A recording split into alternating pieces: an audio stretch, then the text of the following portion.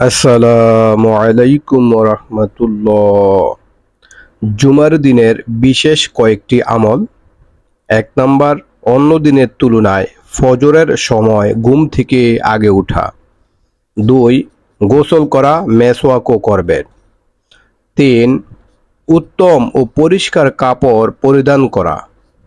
৪, পায়ে হেঁটে মসজিদে যাওয়া।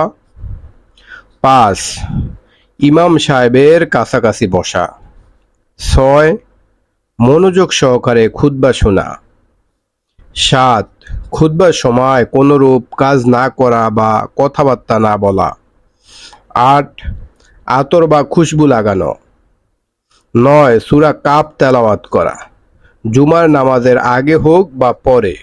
এরূপ করলে এক রেওয়াতের বর্ণনা অনুযায়ী তার জন্য তার থেকে কাবা শরীফ পর্যন্ত দীর্ঘ নূর প্রকাশ পাবে।